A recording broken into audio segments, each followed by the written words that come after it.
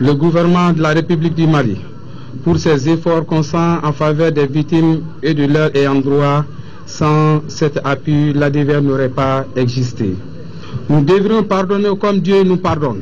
Après ce qui s'est passé à Aguelhok, à Gao, Tombouctou, Kidal, Konna, Djabali, Léré, etc. Il demeure donc un devoir de mémoire non seulement des acteurs du mouvement démocratique, mais aussi des autorités maliennes de se rappeler ces hommes et femmes qui ont accepté les sacrifices ultimes pour libérer les pays de la dictature. Nous avons connu du laxisme dans la gouvernance. Nous avons connu de l'à peu près dans les analyses. Et nous avons connu surtout de la complaisance dans la gestion de la vie et dans la gestion des biens de l'État. Ceux-ci, par leur vie, ont ouvert l'avenir. Je crois que chaque fois que nous sortons d'ici, nous devons partir avec une guidance bien claire de ce que l'on ne doit pas faire. Quand on évite tout ce qu'on ne doit pas faire, on a la liberté de faire tout le reste. La liberté, la justice, la dignité, la démocratie, ce sont là des valeurs pour lesquelles sont tombés ou blessés de nombreux Maliens le 22 mars 1991. Leur exemple doit nous inspirer pour un Mali plus heureux. Nous sommes donc le 22 mars. Les Maliens se souviennent encore de la mutinerie qui a abouti au renversement du pouvoir en 2012. Des voix se sont vite élevées pour apprécier différemment ce coup d'État. Parmi les réactions d'alors, on retient encore celle de l'actuel président de la République qui a fermement condamné le coup de force. Rappel des faits avec Ibrahima Traoré. Il y a 2 ans, jour pour jour, des armes résonnaient à Bamako. Des mutins attaquent la radio et la télévision publique, le palais présidentiel et d'autres lieux stratégiques de la capitale malienne. Quelques heures plus tard, ils annoncent le renversement du pouvoir. La Constitution est suspendue jusqu'à nouvel ordre. Toutes les institutions de la République sont dissoutes jusqu'à nouvel ordre. Leur acte est aussitôt soutenu par une partie de la classe politique. Dans le même temps, certains hauts responsables politiques et de la société civile montent au créneau pour dénoncer le coup de force perpétré par des mutins. L'on retient surtout la déclaration dès le lendemain des événements de l'actuel chef de l'État qui, sans crainte aucune, hausse le ton contre les auteurs du coup d'État. Je veux le dire aujourd'hui avec force et solennité. Je condamne ce coup d'État avec la plus grande fermeté. À quelques jours de la commémoration de l'anniversaire de notre démocratie, le 26 mars, ce coup de force ternit l'honneur du Mali et entache gravement l'image de notre pays, jusqu'ici considéré comme un exemple en Afrique. Ibrahim Boubacar Keïta invita alors les putschistes à regagner les casernes. Ibeka exigea aussi l'arrêt immédiat de toute violence, de tout tir, de toute arrestation et de tout acte de vandalisme. Ce coup d'État est en réalité un coup d'arrêt à notre projet commun de changement pour un développement démocratique auquel le peuple malien adhère dans son écrasante majorité. Seul un pouvoir démocratiquement élu, puisant sa force et son autorité dans la légitimité de la souveraineté populaire, sera à même de garantir l'unité nationale, de rétablir l'ordre sur l'ensemble du territoire et de mener à bien l'indispensable redressement économique et social de notre pays. En concertation avec les principaux acteurs civils et politiques, l'ordre constitutionnel doit être immédiatement rétabli pour rendre possible le vrai changement. Un changement que seul un pouvoir porté par les urnes et non usurpé par les armes peut porter et mettre en œuvre. Cette sortie d'Ibrahim Boubacar Keïta est venue conforter la confiance que ses compatriotes portent en lui.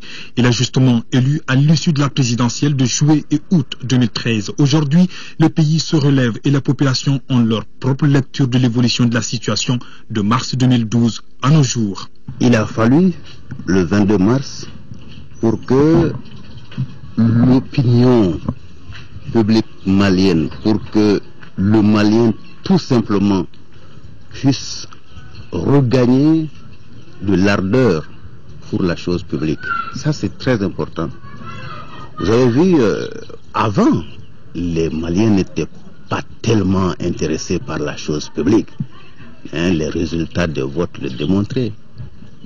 Mais il a fallu cet événement, bien sûr grave, pour que les Maliens se disent, écoutez, notre Mali ne sera fait que par nous, et de toute façon, ce n'est que en nous impliquant que nous allons changer les choses.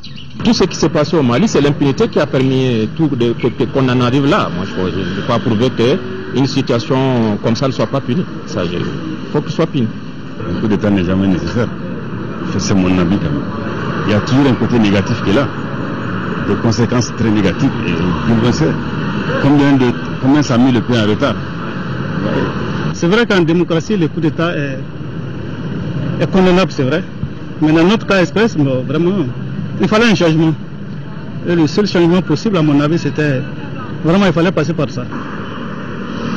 À Bamako, mars 2012 reste encore un triste souvenir de l'histoire du Mali. 2 ans après, le pays fait face à d'énormes défis, notamment la consolidation de la paix dans le nord du pays, la réconciliation nationale ou encore le développement économique et social. Signature hier au ministère des Affaires étrangères et de la coopération internationale d'une déclaration d'intention de financement. Le définancement est destiné à la réalisation du programme national d'irrigation de proximité d'un montant de 32 milliards de francs CFA. Le financement est assuré par le Canada et exécuté par des agences de développement allemandes. Allo Sénétori. La présente cérémonie de signature consacre la déclaration d'intention pour le financement du programme national d'irrigation de proximité. L'irrigation, et singulièrement l'irrigation de proximité, constitue une stratégie et une réponse au déficit alimentaire. Ce programme contribuera à une exploitation économiquement rentable et durable des aménagements hydro-agricoles par l'entremise d'une production adaptée aux besoins des consommateurs. Il favorisera également la création d'emplois, la production de valeur ajoutée.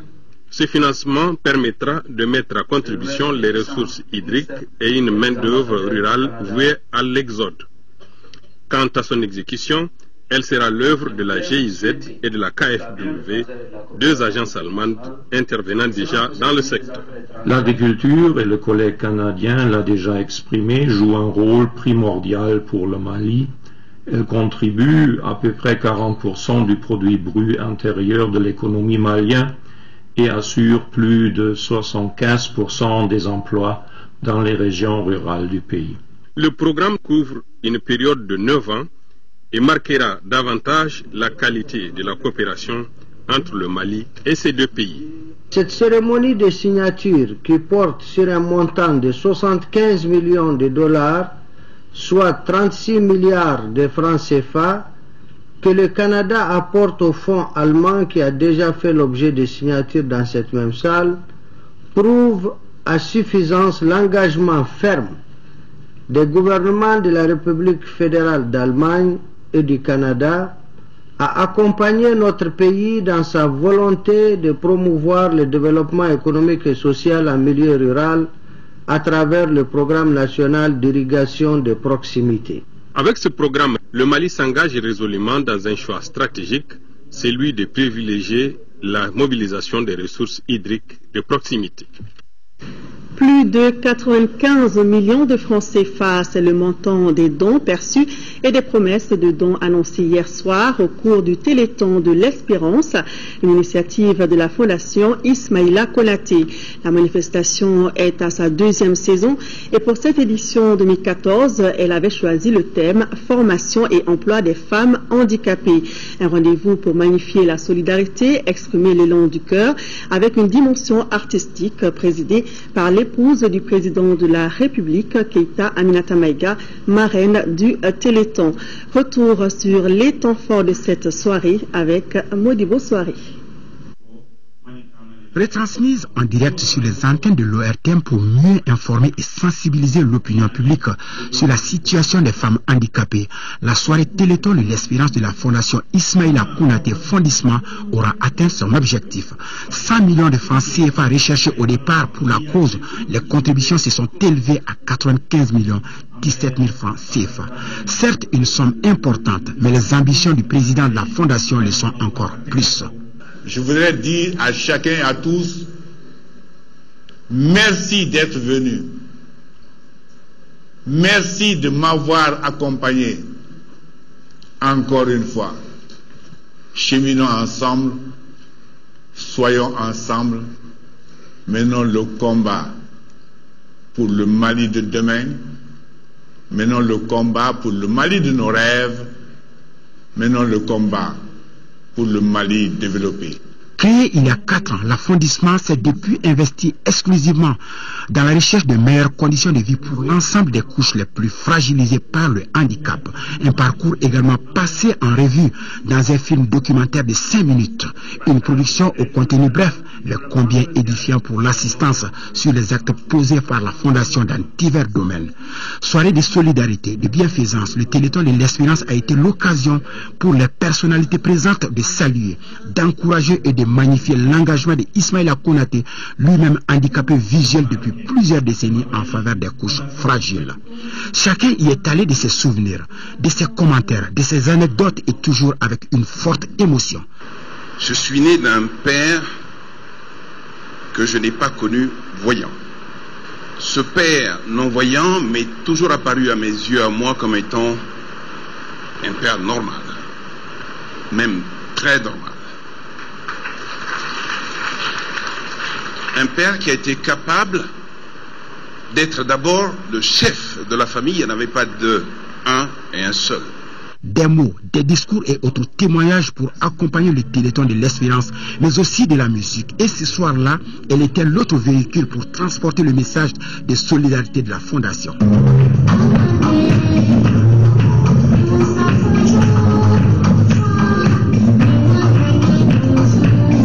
Expression de l'élan du cœur, le Téléthon de l'Espérance l'aura été. Près de 100 millions de francs CFA collectés. Une réussite, même si le chemin est encore long. D'où cet engagement renouvelé de la première dame, marraine de l'événement, à s'investir davantage pour une société malienne plus juste, plus équilibrée, plus solidaire. Ce Téléthon en faveur de la formation et de l'emploi des femmes handicapées engagera, j'en suis persuadé, les ressources financières pour atteindre les objectifs. Je voudrais donc lancer un appel à toutes les personnes qui sont là. C'est le geste qui compte. 1 franc, 2 francs, 5 francs, 5 000, 1 million, 2 millions. Je pense qu'il y a des gens au Mali qui peuvent donner beaucoup plus. Fin du Téléthon de l'Espérance 2014. Mais vos contributions sont toujours les bienvenues à Fondissement qui invite à la culture de l'espérance. Voilà, donc les dons continuent, comme l'a dit Modibo Soirée. Le mouvement populaire de soutien aux actions de changement vient d'organiser un rassemblement de ses militants au Palais de la Culture Amadou en Pateba. Il s'agit de soutenir la lutte contre l'impunité que mènent les autorités maliennes. Le reportage est de Cheikh Oumar Sangari. L'objectif de ces meetings est de soutenir la politique de changement prônée par le président Ibrahim Boubacar Keïta. L'initiative est du mouvement populaire de soutien aux actions de changement MPSAC. Il s'agit d'aller vers une adhésion populaire aux idéaux de changement. Lorsqu'on veut faire un changement, c'est accepté par tout le monde, mais dès qu'on commence l'application, les gens commencent à ne pas comprendre. Des rencontres de ce genre permettent d'informer les populations sur les difficultés qui amènent à ces incompréhensions-là. Pour les organisateurs, le département de la justice est notamment soutenu à cause du rôle qui est le sien et les actes qu'il pose dans le cadre du changement. La justice est un maillon essentiel du projet de société du président de la République. Et le ministre a entrepris d'inlassables efforts depuis qu'il est là, allant dans le sens de l'assainissement de la justice. Nous sommes là aujourd'hui comme pour dire que nous sommes d'accord avec les actions posées par le ministre de la Justice. Au-delà de ces meetings, le MPSAC se veut un soutien constant au gouvernement. C'est un rappel des troupes que nous venons de réaliser aujourd'hui.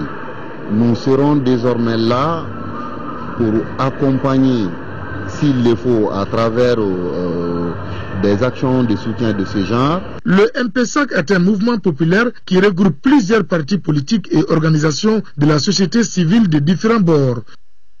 Suite à l'incendie qui a ravagé le marché rose de Bamako, le bureau politique national du Parti de l'indépendance, de la démocratie et de la solidarité PIDS exhorte le gouvernement à engager une réflexion sur l'organisation matérielle de nos marchés pour éviter ces séries d'incendies et à procéder à une enquête rigoureuse sur les causes de cet incendie. Et puis dans le même registre, c'est avec amertume et consternation que le Haut Conseil islamique du Mali a appris donc l'incendie au marché rose de Bamako et ont causé d'importantes pertes financières et matérielles chez les opérateurs économiques. En cette douloureuse circonstance, le président du Haut Conseil islamique ainsi que la communauté musulmane du Mali compatissent à la douleur des victimes et implorent Allah le Tout-Puissant et le meilleur des pourvoyeurs afin qu'il secourt les victimes par un commerce fructueux et des biens meilleurs. Le 23 mars de chaque année est déclarée journée mondiale de la météo et le Mali y a adhéré depuis 1960. En prélude à cette journée, le ministre de l'Équipement et des Transports, le général Abdoulaye Koumaré, nous livre un message. Ces propos sont recueillis par Mahamadou Doumbia. Les activités de cette journée sont focalisées sur le thème central, le temps et le climat. Mobilisons les jeunes pour relever les défis des changements climatiques. Je voudrais donc saisir cette occasion pour m'adresser à vous, et plus particulièrement aux jeunes qui constituent l'avenir, sur les responsabilités face aux impacts de la variabilité et des changements climatique. Ce thème nous interpelle tous, femmes, hommes, vieux, jeunes, pour qu'ensemble nous œuvrions pour limiter les effets de la variabilité et des changements climatiques sur le développement de notre pays. Célébration aujourd'hui de la journée mondiale de l'eau. Au Mali, des centaines de personnes ont marché ce matin en faveur de l'eau. Elles demandent aux autorités et à leurs partenaires plus de financement du secteur eau et assainissement, car près de 4 millions de personnes n'ont toujours pas accès à l'eau, selon le président de la Commission nationale d'organisation de la journée. Ramata Konaté était de la marche, son compte rendu. L'eau est indispensable pour la vie. Pourtant, elle n'est pas la mieux partagée au monde, d'où ce plaidoyer. L'eau et l'assainissement pour tous. L'eau et l'assainissement pour tous. Un appel qui s'adresse aux uns et aux autres pour l'accès de tous à ces services sociaux de base. Le Mali n'alloue que 3% de son budget national pour le secteur eau et assainissement. Nous demandons un effort de 5% du budget. À nous-mêmes, population, nous devons aussi changer de comportement. Les gaspillages d'eau doivent cesser. Certains n'ont pas accès à l'eau potable. Et ceux qui en ont accès ne doivent pas faire un usage abusif. Ces changements sont nécessaires pour la couverture de l'ensemble du territoire national. Au Mali, aujourd'hui, 4 millions de nos compatriotes n'ont pas accès à l'eau potable. 10 millions de Maliens n'ont pas de toilettes adéquates. C'est extrêmement important. Le Mali s'est inscrit dans les OMD qui viennent à terme en 2015. Mais il est certain que nous ne pourrons pas respecter les OMD. Les marcheurs ont aussi suivi un sketch sur les difficultés liées à l'approvisionnement en eau dans nos villes et campagnes. Actualité dans nos régions. En 4e région, le ministre de l'Emploi et de la Formation professionnelle a visité cette semaine quelques centres de formation à Ségou et à Markala. Il s'agissait pour Mahaman Babi d'évaluer les potentialités de la région en matière de formation professionnelle, entre autres. De Ségou, la correspondance de Kandesila. Le ministre Mahaman Babi a d'abord échangé avec les autorités régionales sur l'état des lieux de l'emploi et de la formation professionnelle.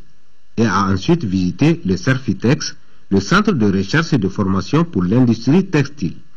Ici, 325 apprenants reçoivent des formations dans les filières électricité-bâtiment, teinture impression et filature tissage. Parmi l'effectif, le premier contingent de jeunes déplacés. Autre centre visité par le ministre de l'Emploi et de la Formation professionnelle est le centre Savankou Keita du complexe scolaire Institut et Lycée. Ce centre situé à Missira totalise dans le volet formation qualifiante des jeunes scolarisés ou non. Cette visite rentre dans le cadre de la supervision du projet ASEFOR.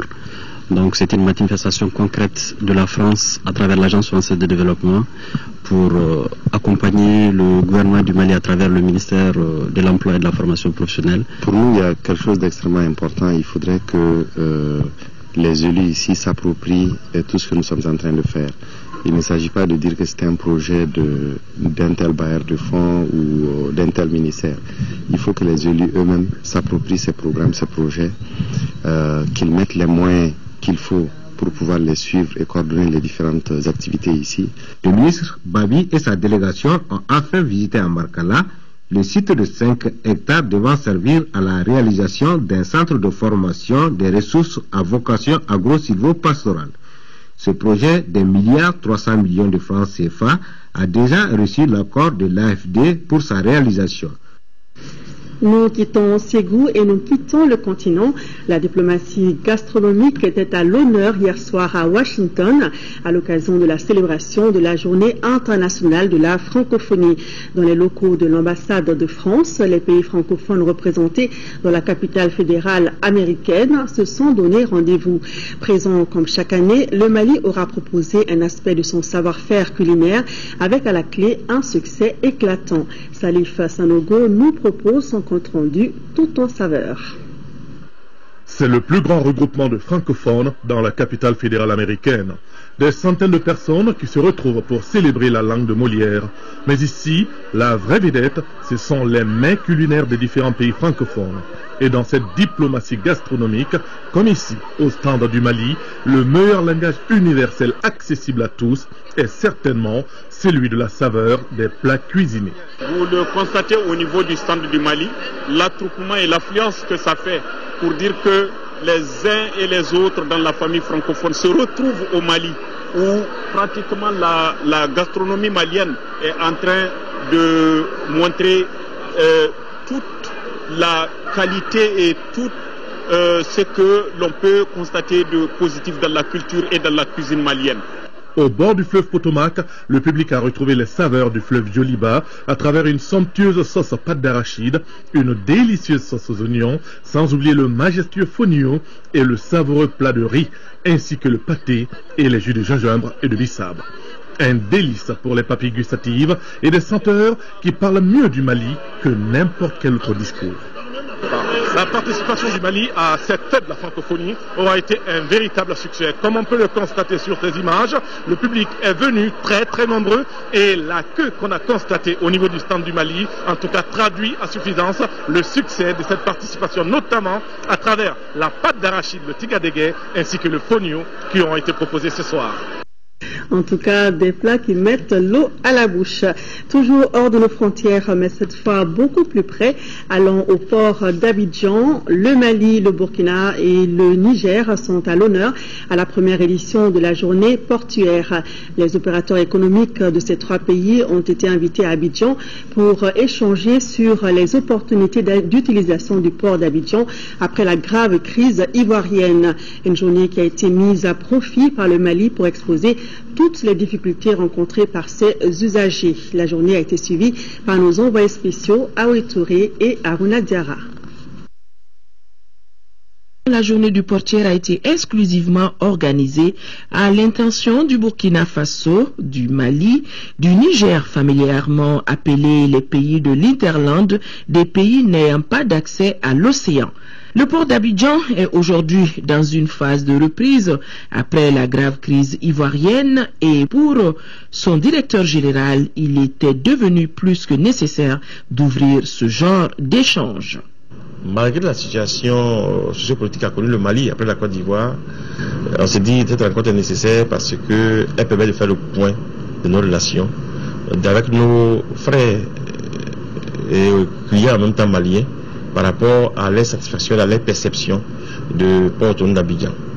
C'est un souci d'amélioration. Le port d'Abidjan reste vital pour l'économie malienne, mais cependant, les problèmes auxquels restent confrontés les usagers devraient trouver réponse dans un délai court. Bien, c'est en fait une occasion opportune pour échanger avec les partenaires du port autonome d'Abidjan. Nous avons un certain nombre de contraintes que nous rencontrons, tous les opérateurs économiques qui utilisent le port l'ont dit. Et ces contraintes sont de plusieurs ordres. L'engorgement du port, le manque d'espace pour que ce soit les magasins, que ce soit les espaces ouverts pour les marchandises maliennes. Et quelques tracasseries au niveau du port, et des petits circuits qui de plus en plus pointent le nez. Et puis bon, nos camions qui ont des problèmes pour l'accès au port. Le ministre ivoirien des Transports venu présider la cérémonie d'ouverture a, au nom du président Alassane Ouattara, pris l'engagement de faire du port d'Abidjan un modèle reçu de coopération économique et d'intégration. Nous sommes entièrement à la disposition des pays frères parce que l'histoire et la géographie nous lient et pour nous sommes conscients que l'intégration ne pourra se faire, des économies ne pourra se faire que lorsque ensemble nous allons réfléchir ensemble, nous donner la main pour construire les économies de nos différents pays. En tout cas, on aura remarqué une volonté de part et d'autre de rester dans un élan de partenariat, de dépendance réciproque pour le bonheur de l'économie des deux pays, le Mali et la Côte d'Ivoire.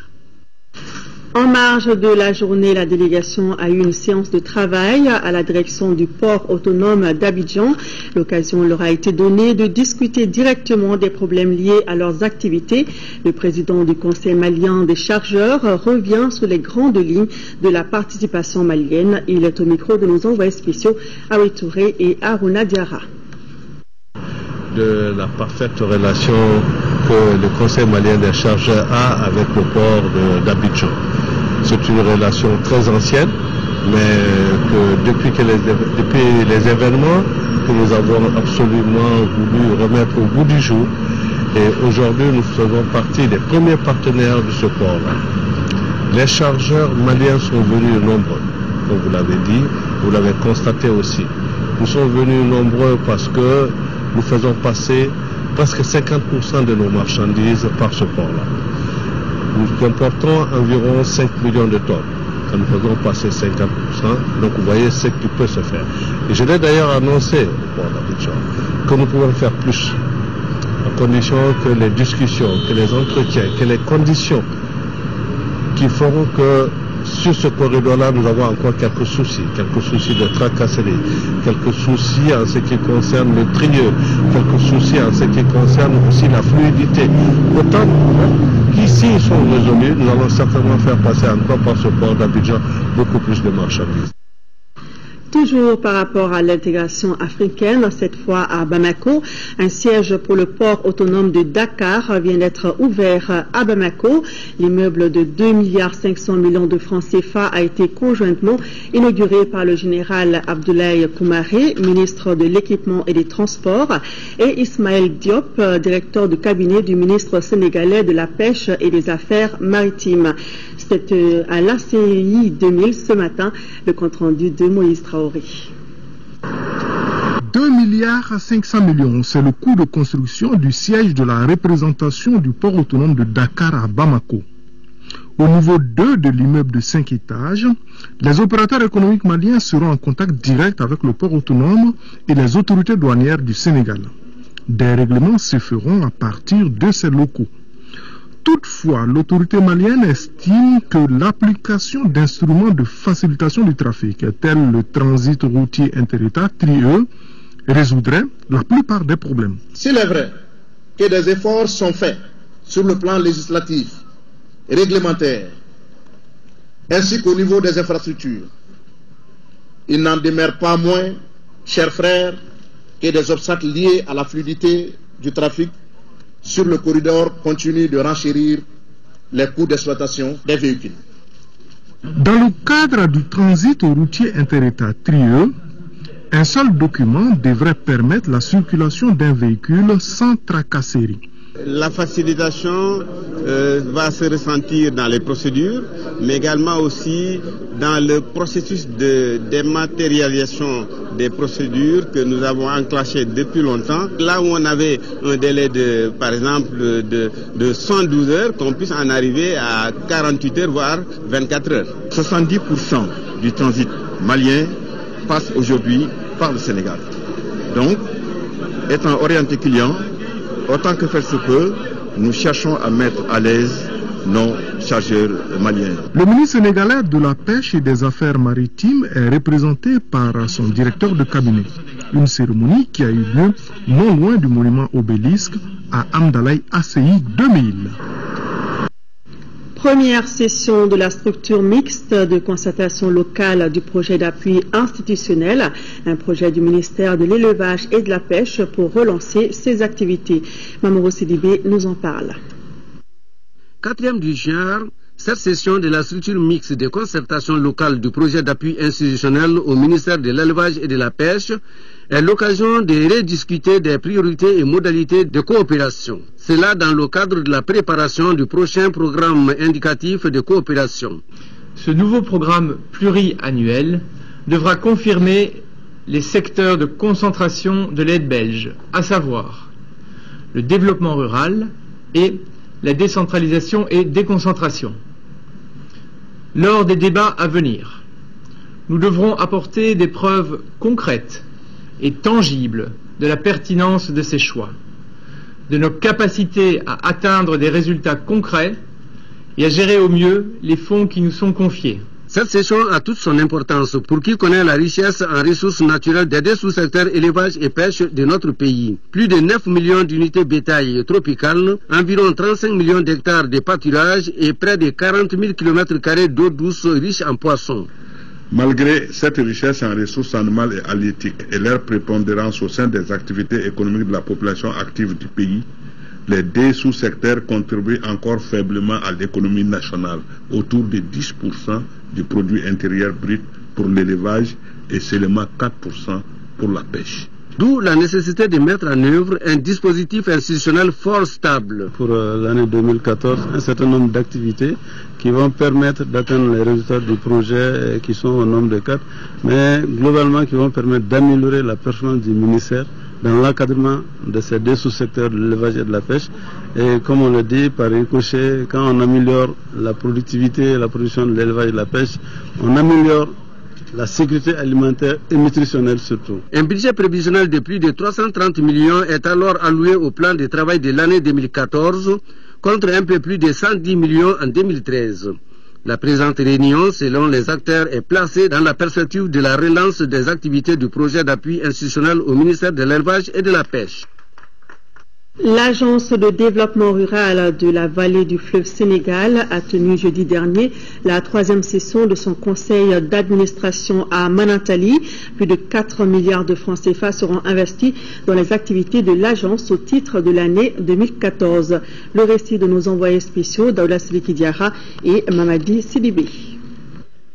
Pour permettre à l'Agence de développement rural de la vallée du fleuve Sénégal de mieux contribuer à l'amélioration des conditions de vie des populations vivant dans sa zone d'intervention, les administrateurs de la 3e session de cette agence ont examiné et adopté les rapports d'activité et l'état d'exécution du budget 2013. Ils ont également examiné le budget programme 2014 qui s'élève à plus de 4 milliards 680 millions de francs CFA. Il est très important que notre agence, la DRS, joue un rôle essentiel dans sa zone d'intervention sur le plan à travers donc la réalisation d'investissements structurants et l'appui conséquent aux producteurs. Pendant l'exécution du programme d'activité 2013, la DRS a rencontré beaucoup de difficultés selon son directeur. Notre problème, notre épine aujourd'hui, c'est l'exploitation entière du périmètre B. Et la mauvaise compréhension par rapport au périmètre B, donc À la date d'aujourd'hui, tout est clair. Le périmètre B, c'est la polyculture. Les mesures sont prises en vue de pouvoir exécuter les activités conformément à la pédologie du sol. Malgré ces difficultés dans les secteurs Bafouabé et de Kayo, la DRS a pu aménager plus de 2000 hectares destinés à la polyculture et à la riziculture dans les périmètres irrigués, villageois, les bas-fonds ainsi que les périmètres maraîchers pour les femmes. Nous pouvons dire que les résultats ont été à une hauteur appréciable. Et par rapport à l'année 2014, nous avons des prévisions. Dans le périmètre B de Malantali, plus de 130 hectares ont été aménagés pour la culture de contre-saison. Le périmètre B couvre 680 hectares. Le périmètre GH de Maïna couvre 880 hectares, dont 200 sont en cours d'aménagement à Maïnandi. Ces parcelles ont reçu la visite des administrateurs du conseil d'administration. La DRS se propose d'aménager 3700 hectares de bas-fonds dans les secteurs Bafouabé, Kaye, Yelimane, Kita, Djema pour booster l'économie locale dans sa zone d'intervention. Le Centre de recherche, d'études et de documentation pour le suivi de l'enfant Credos tient depuis hier la première session extraordinaire de son conseil d'administration. Au cours de la rencontre, les administrateurs ont examiné et adopté le document de projet d'établissement du centre. Il s'agit d'un document de planification sur 5 ans d'activité de la structure. Moustapha D. Pour les 5 ans à venir, le projet de budget du Centre de recherche, d'études et de documentation pour la survie de l'enfant, Credos, s'élève à plus de 3,5 milliards de francs CFA. Durant cette période, les responsables du centre entendent mettre l'accent sur la recherche et la formation du personnel. Nous avons environ 15 chercheurs inscrits en doctorat. Donc pour la première année, c'est accompagner ces chercheurs dans la formation. Nous avons également 2 projets de recherche qui nous tiennent à cœur par rapport à l'utilisation de la téléphonie mobile pour améliorer les soins essentiels communautaires et établir un site de surveillance de la santé de la mère et de l'enfant. Cette session extraordinaire devra permettre de faire des propositions pour l'amélioration de la survie de l'enfant. Nous avons d'autres projets de collaboration avec des universités extérieures telles que l'Université de Londres, la London School, l'Université américaine de Johns Hopkins, où nous comptons mener des recherches qui couvrent l'ensemble du pays pour donner de l'information par rapport à la mortalité, à la nutrition chez les femmes et chez les enfants. L'élaboration du projet d'établissement s'inscrit parfaitement dans le cadre de la mise en œuvre du renouveau de l'action publique institué par les plus hautes autorités de notre pays. C'est pourquoi le département attache du prix à l'élaboration de projets d'établissement au niveau de toutes les structures. Les responsables du Credos affichent beaucoup d'ambition en orientant mieux les actions du centre afin de répondre aux exigences du développement en matière de santé. La commémoration du 61e anniversaire de la journée mondiale Raoul Folero, c'est demain, dimanche 23 mars. En prélude à l'événement, plusieurs dons ont été offerts à l'association malienne Raoul Folero. C'était ce matin. Le président de la République, Ibrahim Boubacar Keïta, leur a offert des bœufs. Le point sur les donations avec Alpha Maïga.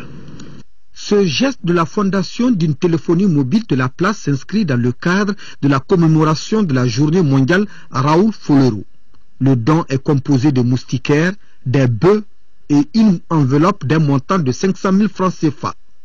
Le tout est destiné à l'Union malienne Raoul Folero. Notre action aujourd'hui s'inscrit dans l'esprit même du fondateur Raoul Folero et qui se résume en quelques mots: un monde sans exclusion, un monde sans lèpre.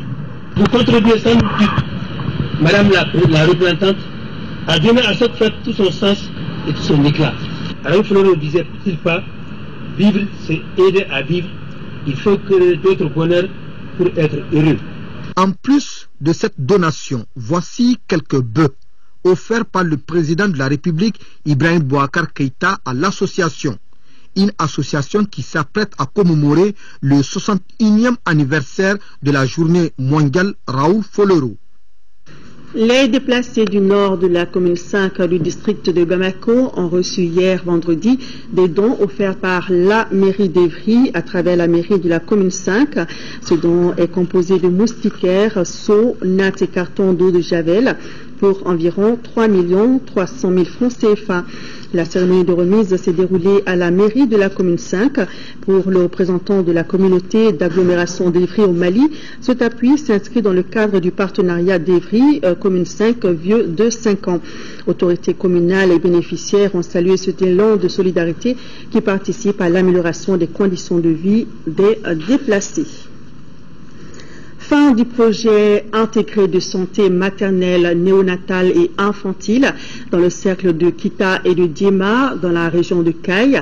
Un projet financé par l'USAID à hauteur de 4,5 milliards de francs CFA et exécuté par Save the Children. Il s'agit pour les initiateurs de renforcer les capacités des agents sanitaires. Fatoumata Kone. Après 4 ans de travaux, le projet intégré de santé maternelle, néonatale et infantile, MCHIP, touche à sa fin dans 7 districts sanitaires, dont Kita. Ce projet visait un objectif spécifique. Le projet MCHIP, c'est un projet intégré de santé maternelle, néonatale et infantile qui vise à la réduction de la mortalité maternelle, néonatale et infantile, vraiment dans ces zones d'intervention. Le bilan, on peut dire, est positif. Donc, nous souhaitons vraiment la reconnaissance de ce projet pour l'intérêt suprême vraiment de la population. Le projet intégré de santé maternelle, néonatale et infantile, MCHIP, a permis d'enregistrer des résultats satisfaisants dans la localité. On peut citer entre autres le renforcement des capacités des agents de santé du district sanitaire de Kita en matière d'offres de soins maternels et infantiles. Nous avons également la formation des ASC, des agents de santé communautaire, qui œuvrent au milieu communautaire pour vraiment l'amélioration de l'état de santé des enfants et des mères. En plus de cela, près de 4000 agents sanitaires ont été formés. Et d'ailleurs, les initiateurs ont jugé nécessaire de décerner des diplômes de reconnaissance à la société civile et aux organisations sanitaires qui n'ont ménagé aucun effort pour la mise en place effective de ce projet. Un projet financé à hauteur de 4,5 milliards de francs CFA par l'USAID et réalisé par Save the Children. 20 millions de francs CFA, c'est la valeur des kits remis à la direction régionale de la femme, de la famille et de l'enfant de Tombouctou par son partenaire, l'UNICEF. Cet appui est destiné aux enfants du centre d'écoute et d'orientation et à 8 jardins d'enfants des villes de Rarousse et de Diré. Le reportage de Al-Mouzer Al-Kamissa Yatara. Des couvertures, des tentes, des cartons d'habits et autres kits. C'est les dons offerts par l'UNICEF à la direction régionale de la femme, de l'enfant et de la famille de Tombouctou. La valeur de ces kits s'élève à près de 20 millions de francs CFA. Ces dons est destiné aux enfants qui sont les plus touchés pendant la crise. Je ne manquerai pas de féliciter et remercier l'UNICEF qui a su bien accompagner la direction avant la crise, pendant la crise et en post-crise où nous sommes aujourd'hui. Ces enfants-là, ces couches démunies, ces couches qui sont les plus vulnérables parmi nous autres vulnérables, ces couches-là nous interpellent tous. Nous sommes tous interpellés par les conditions de vie de ces couches. C'est pourquoi je réitère ce que la directrice vient de dire. Ce petit appui-là, nous appelons petit appui, nous UNICEF, si nous le pouvons, si nous le pouvions, on ferait tout avec les enfants et on ne prendra pas les enfants sans laisser leur mère. Cet appui salué par les autorités régionales concerne les centres d'écoute et d'orientation des 5 cercles de la région et 8 jardins d'enfants de ville de Rarousse et Guiré. L'UNICEF est dans son rôle. C'est soit en ce moment précis pour une région qui vient de sortir d'une crise. On amène du matériel, on amène des soutiens composés de tout ce que vous pouvez imaginer en kit utile. Donc ça servira non seulement aux enfants qui sont dans les jardins, et qui ne sont pas aussi scolarisés. Cette intervention permettra de renforcer les capacités des jardins d'enfants et d'autres structures. Nous ouvrons la page sport avec tout d'abord cette nouvelle. En Coupe de la Confédération, le Djoliba AC a été battu en Égypte 2-0 par Wadi Degla au compte des 8e de finale aller de la Coupe CAF. Le match retour est prévu à Bamako dans une semaine. Et dans un instant, nous parlerons du match Real de Bamako, Espérance de Tunis, joué cet après-midi à Bamako donc. Mais en attendant, Hier, au stade Mamadou Konaté, les 11 créateurs de Niarela et le Nianan de Koulikoro se sont séparés après un score de 0 à neutraliser l'USFAS 3-1. Le reportage de Mamoutou Danté. Le club de la 8e région, l'AS Louis d'Adelhog, obtient sa deuxième victoire en championnat national Ligue 1. Cela après 11 journées disputées. Au stade Mamadou Konaté, les Kidalois se sont imposés devant l'Union sportive des forces armées de sécurité l'USFAS 3-1. Les choses sont allées très vite. Dès la 6e minute, Modibo Dambélé ouvre le score pour Elite FC. Dès l'instant, le doute s'installe chez les militaires. C'est ce score d'1-0 qui nous renvoie à la mi-temps. En seconde période, à la 48e minute, le gardien de but Elite FC, Soumaïla Diawara, touche le ballon de la main hors de sa surface et sort sur carton rouge. Sur le coup, l'USFAS égalise à la 55e minute par Amadou Diallo. Malgré l'infériorité numérique, Elite FC marque successivement à la 63e minute par Abdoulaye Bangoura et à la 77e minute par Mamadou Sidibé. L'espoir des militaires reste brisé. 3-1, c'est le score final en faveur d'Elite FC. C'est une victoire qui va nous faire énormément de bien. Après 11 journées de championnat, ça c'est notre deuxième victoire. Donc le doute s'installait petit à petit, mais heureusement que dans la semaine, les joueurs ont promis qu'ils feront tout pour gagner. On a gagné vraiment, Dieu merci, ça va. C'est une équipe qui se cherche, qui a les couteaux sous la gorge.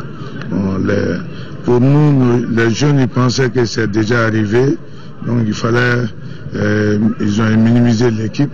C'est ça qui a fait que l'équipe a chuté.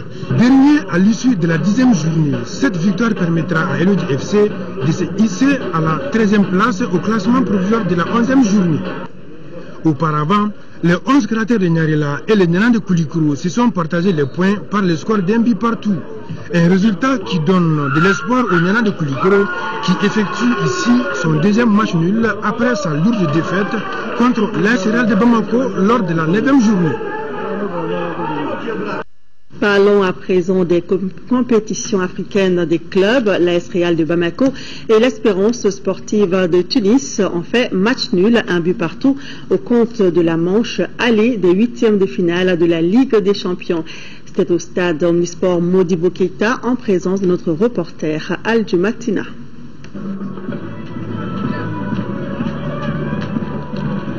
La manche allée de l'affiche AS Real de Bamako, Espérance de Tunis n'a pas connu de vainqueur. À l'arrivée, Scorpion et Espérantis ont fait un but partout. Un match nul heureux pour les Noirs et Blancs de Bamako, d'autant plus que les sang et or de Tunisie n'étaient pas loin de repartir avec la victoire. À la 26e minute, l'Espérance va sortir de sa torpeur, à l'image d'Oussama Daraghi qui fait parler sa puissance et sa technique, pour offrir ses caviars à Aitem Jouni, qui marque. Dès lors, le Real va passer à côté de la première mi-temps, qui voit l'Espérance mener au score. Le retour des vestiaires va énormément faire du bien aux Scorpions, qui vont se montrer plus conquérants dans le duel. L'Espérance aura du mal à contenir les assauts et durcir son jeu. Conséquence, le Real va obtenir à la 78e minute un coup franc. Le coup de pied idéalement décomposé sera transformé par Moussa Doumbia. Un but partout, ce sera le résultat final. On était venu ce soir pour se quitter ici sur une victoire. C'est de tout faire pour gagner le match, mais ne pas perdre aussi, c'est de ne pas perdre, parce que j'ai dit aux joueurs, soit on gagne, mais on doit tout faire quand même pour ne pas perdre chez nous. Et après le match au retour, on verra comment ça va se passer. Avant le match, c'est un bon résultat. Moi, je pense que c'est pas un bon, bien sûr, le résultat c'est bon, mais la façon où nous jouons, c'était pas bon. Oui, c'est toujours une bonne équipe, techniquement bien organisée, et bien le 1 contre 1, c'est une bonne équipe. Ces scores de l'année obligent les Scorpions à se surpasser au retour dans une semaine en Tunisie. Voilà, cette page sport met fin à ce journal. Merci de l'avoir suivi. Pour les rendez-vous de demain, Actu Hebdo reçoit la directrice générale de l'espace communication monde, Madame Cissé, Fatoumata Kouyaté. Elle nous édifiera sur la première édition de Textile Création. Ibrahima Djambélé et ses invités parleront également de la nouvelle représentation du port autonome de Dakar à Bamako qui a été inaugurée ce matin. Actu Hebdo, c'est à partir de 12h demain dimanche. Et à 13h, vous serez avec Nyanya Elou Traoré. Je me ferai le plaisir de vous retrouver, s'il plaît à Dieu, à 20h. Merci de votre fidélité. Passez de bons moments sur l'ORTM.